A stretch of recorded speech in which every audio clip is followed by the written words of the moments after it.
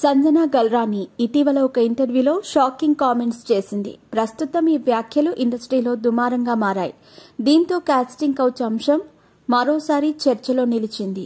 ఇండస్ట్రీలో తరచుగా మహిళలు ఎక్కువగా వేధింపులకు గురవుతున్న ఘటనలు వార్తల్లో ఉంటున్నాయి.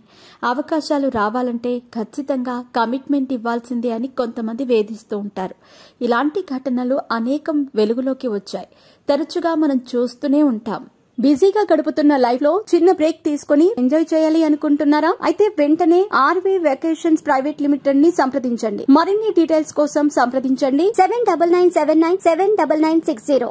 ఈ నేపథ్యంలోనే కేరళ సర్కార్ మలయాళ చిత్ర పరిశ్రమలో మహిళలపై జరుగుతున్న వేధింపులపై హేమా కమిటీని ఏర్పాటు చేసింది. ఈ కమిటీ రిపోర్టులో అనేక విస్తుపోయే అంశాలు వెలుగులోకి వచ్చాయి. చాలా మంది తమకు జరిగిన అన్యాయాలను బహిరంగంగానే కమిటీ ముందు చెప్పుకున్నారు.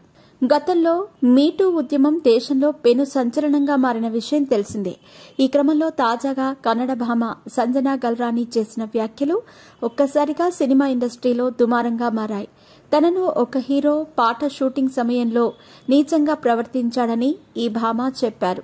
ఒక పాట చిత్రీకరణ సమయంలో డైరెక్టర్తో ఆ హీరో ఏదో గొడవ జరిగిందని, దీంతో అతగాడు తన దగ్గరకు వచ్చి తన భుజాలను గట్టిగా పిసికేశాడని చెప్పింది. దీంతో చాలాసేపు షాక్లో ఉండిపోయానని చెప్పింది. ఏంటదని కోపంలో ప్రశ్నించగా అదేదో పోకిరి సినిమాలో డైలాగ్ లాగా గిలితే గిలించుకోవాలన్నట్లు మేనేజ్ చేసుకో అన్నాడని నటి చెప్పింది. ఆ కన్నడ హీరో పేరు చెప్పేందుకు మాత్రం నటి ఇష్టపడలేదు.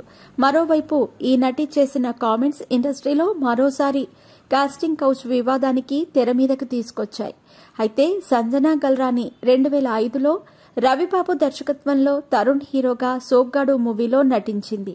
పూరి జగన్నాథ్ దర్శకత్వంలో ప్రభాస్ హీరోగా బుజ్జిగాడులో సంజనా గల్రానికి మంచి బ్రేక్ దొరికిందని చెప్పుకోవచ్చు. ఆ తర్వాత కంటిన్యూగా పోలీస్, సత్యమేవ జయతే, దుశాసన, లవ్ యూ బంగారం, అవును 2, సర్దార్ గబ్బర్ సింగ్ మూవీస్లో నటించారు. ఈ భామ ఆజీజ్ పాషా అనే డాక్టర్ని పెళ్లి చేసుకున్నారు.